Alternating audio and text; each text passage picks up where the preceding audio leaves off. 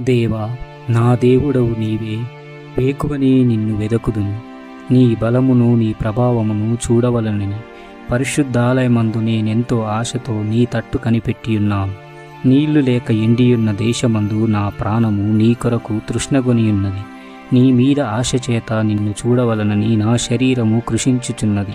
నీ కృప జీవము కంటే ఉత్తమము. నా పెదవులు నిన్ను స్తుతించును. నా మంచము మీద నిన్ను జ్ఞాపకము చేసుకొని రాత్రి జాములయందు నిన్ను ధ్యానించుచున్నప్పుడు క్రొవ్వు మెదడు నాకు దొరికినట్లుగా నా ప్రాణము తృప్తి పొందుచున్నది. ఉత్సహించు పెదవులతో నా నోరు నిన్ను గూర్చి గానము చేయుచున్నది. కాగా నా జీవితకాలమంతయు నేనిలాగున నిన్ను స్తుతించెదను. నీ నామమును బట్టి నా చేతులెత్తెదను. నీవు నాకు సహాయకుడవై ఉంటివి. నీ రెక్కల చాటున శరణుచొచ్చి ఉత్సాహదని చేసెదను. దేవా, నేను మొరపెట్టగా నా మనవి ఆలకింపు. శత్రుభయము నుండి నా ప్రాణమును కాపాడు.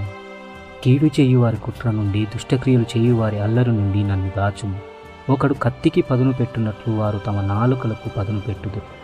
యథార్థవంతులను కొట్టవలనని చాటైన స్థలములలో చేదు మాటలను బాణములుగా సంధించుదురు. వారు భయమేమీ లేక అకస్మాత్తుగా వారిని కొట్టెదరు. వారు దురాలోచన దృఢపరచుకుందురు.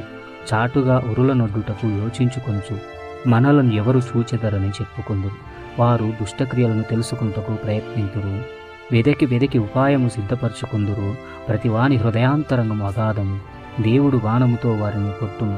వారు ఆకస్మికముగా గాయపరచబడెదరు. వారు కూలెదరు. వారి కూలుటకు వారి నాలుకే కారణము. వారిని చూచిన వారందరూ తల ఊచుదురు. మనుష్యులందరూ భయము కలిగి దేవుని కార్యములు తెలియజేయుదురు.